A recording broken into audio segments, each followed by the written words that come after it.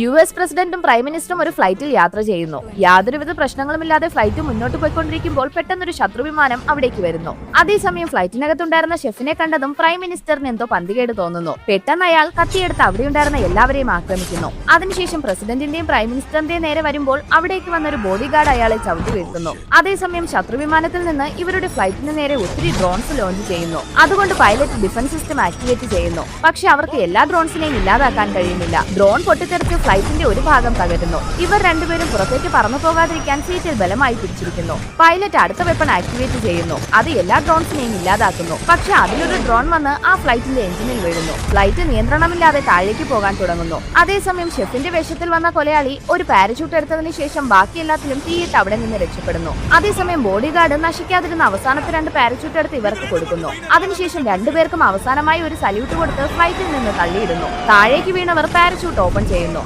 പക്ഷെ അവരുടെ പാരച്യൂട്ടിലും തീപിടുത്തത്തിൽ ഡാമേജ് സംഭവിച്ചിരുന്നു. പ്രൈം മിനിസ്റ്റർ വലിയ പ്രശ്നമൊന്നുമില്ലാതെ തറയിൽ ലാൻഡ് ആവുന്നു. പക്ഷേ പ്രസിഡന്റ് മരച്ചില്ലകളിൽ ഇടിച്ച് താഴേക്ക് വരുന്നു. ബോധം വരുമ്പോൾ അദ്ദേഹം ഒരു മരത്തിൽ തൂങ്ങിക്കിടക്കുകയാണ്. അവിടേക്ക് വന്ന പ്രൈം മിനിസ്റ്റർ അദ്ദേഹത്തെ രക്ഷിക്കുന്നു. അതിനുശേഷം അവിടെ നിന്ന് അവർ മുന്നോട്ട് പോകുന്നു. അവർ പോകുന്നിടത്തെല്ലാം ശത്രുക്കൾ കറക്റ്റായി എത്തുകയും ചെയ്യുന്നു. അവരുടെ കയ്യിൽ നിന്നെല്ലാം രക്ഷപ്പെട്ട് അവർ ഒരു സ്ഥലത്തെത്തുന്നു. അവരെ കൂട്ടിക്കൊണ്ടുപോകാൻ പ്രസിഡന്റിന്റെ ഒഫീഷ്യൽ വാഹനം വരുന്നു. പക്ഷെ അവരെ ഞെട്ടിച്ചുകൊണ്ട് അതിനകത്തൊരു കൊലയാളി ഇരിക്കുന്നു. പ്രസിഡന്റ് ഉടനെ തന്നെ അതിനകത്തുണ്ടായിരുന്ന മോണിറ്റർ ഓപ്പൺ ചെയ്യുന്നു. ആ കൊലയാളിയുടെ ശ്രദ്ധ മാറിയ സമയം അതിലുണ്ടായിരുന്ന ഫീമെയിൽ ബോഡി ഗാർഡ് കൊലയാളിയെ അറ്റാക്ക് ചെയ്യുന്നു. അവൾ അയാളെ അറ്റാക്ക് ചെയ്യുന്ന സമയം തന്നെ ശത്രുക്കളുടെ മറ്റു വാഹനങ്ങളും അവരെ പിന്തുടരുന്നു. അവർ പ്രസിഡന്റിന്റെ കാറിനെ അറ്റാക്ക് ചെയ്യുന്നു. എന്നാൽ പ്രൈം മിനിസ്റ്റർ കറക്റ്റ് ടൈമിൽ അതിൽ നിന്നെല്ലാം അവരെ രക്ഷിക്കുന്നു. ശത്രുക്കളുടെ കയ്യിൽ നിന്ന് രക്ഷപ്പെടുന്നതിനായി അവർ ഒരു ചരിഞ്ഞ വഴിയിലേക്ക് കാർ ഇറക്കുന്നു. അതേസമയം അവരെ ഫോളോ ചെയ്തു വന്ന കാറിന് നേരെ സ്മോക്ക് ഇടുന്നു. അതുകൊണ്ട് തന്നെ ശത്രുക്കൾക്ക് മുന്നിലെ വഴി കാണാൻ കഴിയുന്നില്ല. പ്രസിഡന്റിന്റെ കാർ വെട്ടിച്ചു മാറ്റിയതും ആ വണ്ടി റോഡിൽ നിന്ന് താഴേക്ക് വീഴുന്നു. അപ്പോഴേക്കും അവർ സേഫായ സ്ഥലത്തെത്തുന്നു. അവിടെ സോൾജേഴ്സിനെ കണ്ട കൊലയാളികൾ അവിടെ നിന്ന് പോകുന്നു. പ്രസിഡന്റും പ്രൈം മിനിസ്റ്ററും മീറ്റിംഗ് ഹാളിലേക്ക് വരുമ്പോൾ അവിടെ ഉണ്ടായിരുന്ന എല്ലാവരും സന്തോഷിക്കുന്നു.